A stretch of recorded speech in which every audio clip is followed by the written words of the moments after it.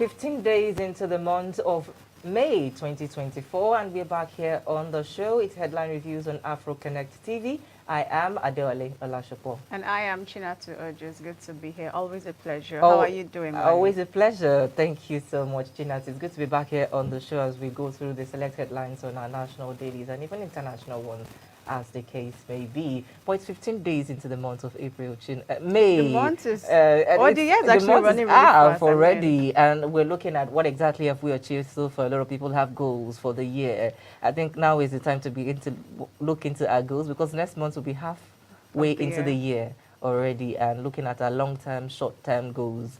And even as a country, there are lots of goals that have been set out. May 29, we're looking forward to 1 year in office of President Bola Tinubu. So a lot of people have their goals mapping to go through right now.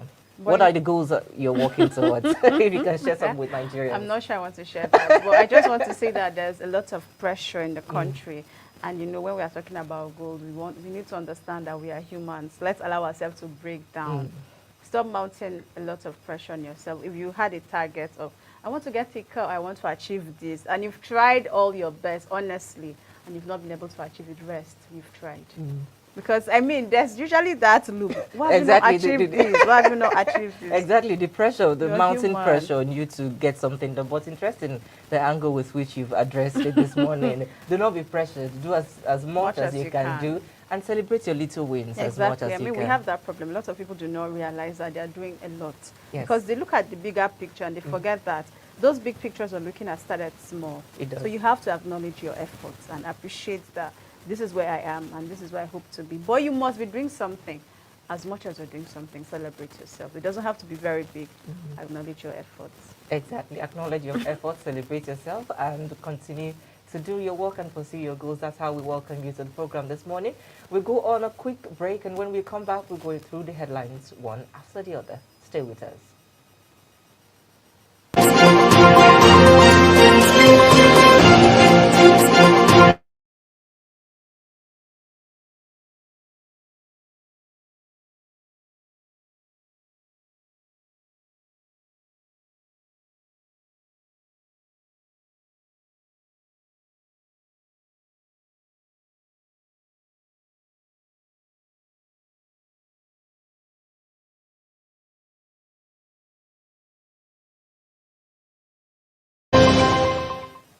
And we are back. We are back. We are back, and we're still live on Afro Connect TV, and the program is still Headline Reviews. If you're just joining us now, it's the time that you would want to be a part of this conversation as we go through select headlines this morning.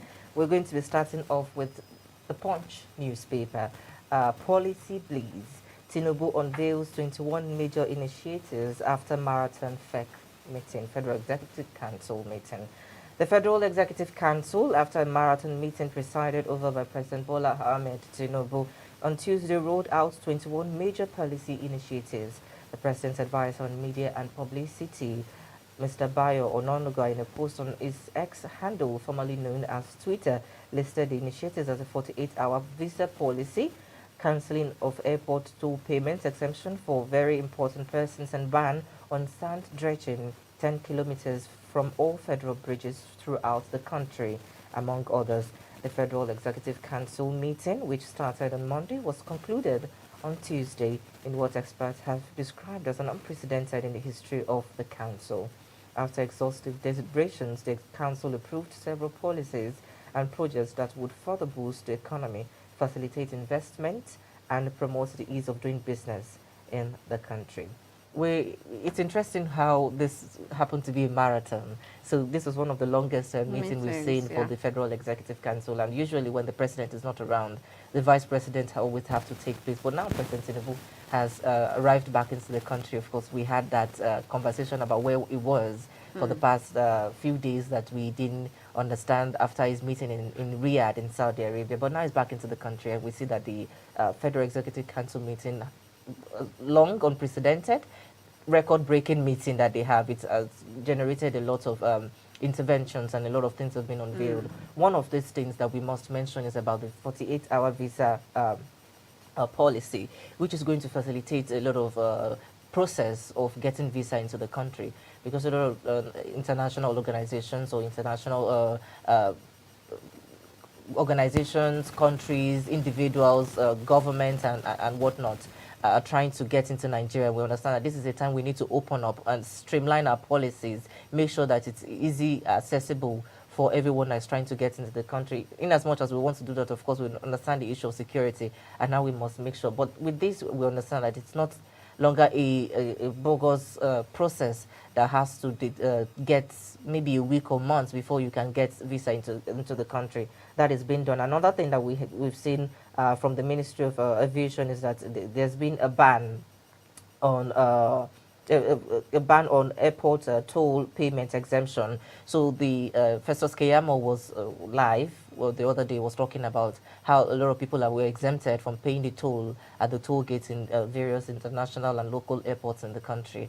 And this exemption, it gave us statistics to it, that for instance we're supposed to be racking in 400 million in a month. We're racking in less than 100 million because a lot of people, VIPs, the presidents, the vice president, the military officials and some other VIPs in the country that are exempted from paying toll fee. And he mentioned that if you're going to be pushing the prices, the common man that have to pass through the toll will have to pay. Then the what's it called? The dignitaries in the country, the VIPs also have to pay the money. So this is a welcome development, and I'm just so happy that we are seeing that. And interestingly, the president was, according to the letter filed by Keyamo himself, he exempted the president and the vice president, and the president told him, no, I will also pay when I come to the airport and told you, but I'm waiting to see how that you saw the president motorcade and you charge them accordingly. These are the kind of things we want to see. I mean, where the common man and the big man are not seen differently. We understand the place of office, we understand the place of respect, but seeing this kind of deliberations and, of course, actionable plans, seeing the president accept to pay the toll fee, it just means that he doesn't just listen, he likes to take action. And these are the things that we want to see happen in Nigeria.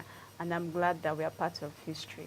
Exactly, history making. So it means that we have a lot of things to celebrate come May 29th. Yeah, exactly. I think they're working towards that as well. Yeah, so let's quickly move to the Vanguard newspaper, where Borno workers are paid as low as 6,000 naira, between 6,000 naira to 8,000 naira as minimum wage. The Labour, Veterans and Trade Unions Assembly has expressed outrage over the wages paid to workers in Borno State, revealing that many are receiving as little as 6,000 naira and 8,000 naira as minimum wage. Comrade Issa Tijani, the national interim chairman of the Labour Veterans, condemned the situation in a statement yesterday. The Labour Veterans also condemned arbitrary deductions from workers' salaries, warning that if the issue is not addressed, workers in other states might face similar exploitation. As much as we are lauding the president, I think that the labor force is one arm that the government needs to really look at critically. These are the workforce of the country. No nation thrives without the labor markets or without the labor force. How are people still receiving 6,000 naira or 8,000 naira in this economy? How do you even expect them to survive? With the current reality in Nigeria, you understand that that's not even enough to take care of you for a day. A family. You're talking about a family. I'm talking about just an individual. I mean, these are people that have families. That's what I'm saying. Exactly. So they have families. They have people they have to cater for. They have students who have to go to schools. They have the extended families who rely on them. And you know you cannot make excuse in Nigeria when you're working for the government. It's seen that you are regarded as somebody who has money. So when your neighbor or your cousin or your auntie is calling from wherever, but you work for the government, and how much is the government paying you? 6,000 naira, 8,000 naira. So I understand this outcry, and it's something that the labor or the government needs to look at critically to ensure that we have a very good working system. If we want people to work and earn a living, we don't want people to just be peasants. I mean, you're working and there's nothing to show. That's not the kind of economy we want to thrive with. So the government needs to step up and do something. I mean, they were clamoring for 600,000, even though that's not realistic in Nigeria. But can it be something tangible, something that a man who has a family or a woman who has a family can take home and survive with?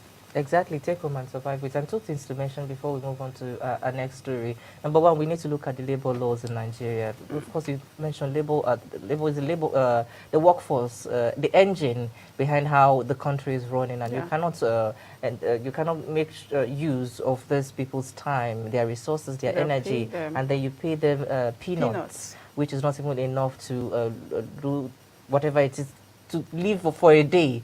in Nigeria, I'm not sure 6,000 is enough to cater for you for feeding, clothing, and transportation and whatever basic things. So we need to look at those labor laws and make sure that they are, what's it called, implemented to ensure that labor rights are protected. Another thing is to look at, when we talk about the right of citizens, right of the labor union and the labor force in the country, we should not only look at the federal government, because even while the federal government implemented a 30,000 minimum wage, there were still some states that did not implement it right now. And some people are, the labor is clamoring for 600,000, perhaps we're going to have 100, the negotiation is still ongoing. But whatever it is what we're going to get, we're still going to see some states that will still fall behind that, that will not be able to live up to that. So we're looking at how can we begin to hold governors accountable to ensure that there is a unified system in the country that benefits people from both the north, the south, and the east and the west of the country, to ensure that everyone working in different parts of the country are not feeling a kind of being left behind, the kind of feeling of being left behind because they're working in a certain area. That's why you have migration. People run to Lagos because of what they can get there. They get so deported they get deported. I mean, that it's not a funny situation, but looking at it, it's baffling to say the least. It's baffling because if we don't have migration from different states that cannot even live up to their standard, you wouldn't have people rush to Lagos, which is already overcrowded with city demolition happening and whatnot. So a lot has to be done to put in place. But moving on to our last story for today, I'm sure Chinatu is going to, as an advocate, she would be very she would have keen interest in this. I needed to pre-inform them.